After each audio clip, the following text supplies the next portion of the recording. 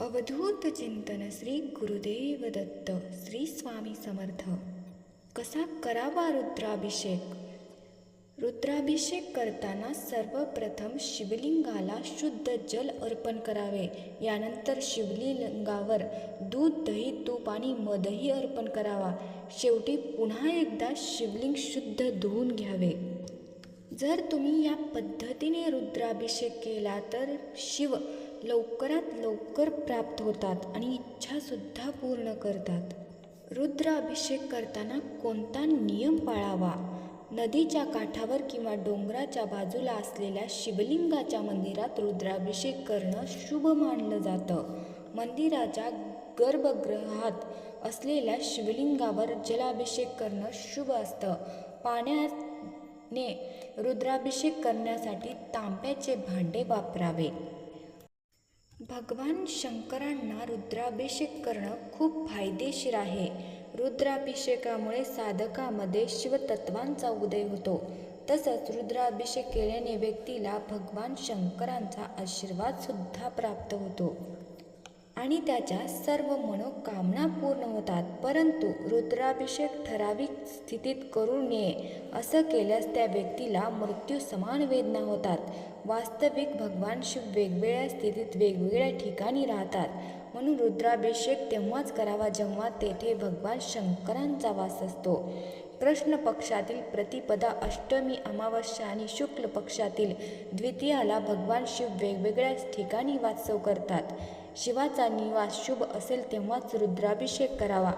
चला जाणून घेऊया कोणत्या स्थितीत भगवान शंकरांचा रुद्राभिषेक केल्याने कोणते फायदे होतात. प्रतिपदा, अष्टमी, कृष्ण पक्षातील अमावस्या आणि द्वितीया यांना शुक्ल पक्षातील नवमी तिथीला भगवान शिव आई गौरी सोबत राहतात. या स्थितीत रुद्राभिषेक केल्यास सुख समृद्धी मिळते. तर चतुर्थी, कृष्ण पक्षातील एकादशी आणि शुक्ल पक्षातील पंचमी द्वादशीला भगवान शिव कैलास पर्वतावर निवास करतात. या स्थितीत रुद्राभिषेक केल्याने कुटुंबात सुख समृद्धी येते. कृष्ण पक्षातील पंचमी आणि द्वादशा तिथी आणि शुक्ल पक्षातील षष्ठी, त्रयोदशी तिथी भगवान शिव माता पार्वतीसहित नंदीवर स्वार होऊन पृथ्वीचे भ्रमण करतात. या स्थितीत रुद्राभिषेक केल्याने इच्छित यश आणि विशेष मनोकामना प्राप्त होतात. तसंच कृष्ण पक्षातील सप्तमी आणि चतुर्दशी आणि शुक्ल पक्षातील प्रतिपदा, अष्टमी आणि पौर्णिमेला भगवान शिव स्मशानभूमीत पुरतात.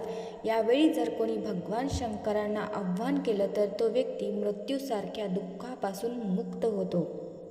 भगवान शिव कृष्ण पक्षातील तृतीया आणि दशमी या शुक्ल पक्षातील चतुर्थी आणि एकादशीला सक्रिय राहतात.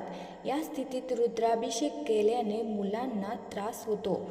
त्यामुळे या दिवशी भगवान शंकरांचा अभिषेक वगैरे करणं टाळावं. कृष्ण पक्षातील षष्ठी व त्रयोदशी आणि शुक्ल पक्षातील सप्तमी व चतुर्दशीला महादेवजी भोजन करतात. या स्थितीत रुद्राभिषेक केल्यास वेदना होतात. याशिवाय महाशिवरात्री, प्रदोष आणि श्रावण सोमवारी रुद्राभिषेक करता येतो. रुद्राक्ष धारण करण्यासाठी श्रावण महिना उत्तम आहे. प्रत्येक स्थितीला आणि वेळेला महत्त्व आहे. नियमात राहून पूजा केली तर त्याचं फळही निश्चितच चांगलं मिळतं.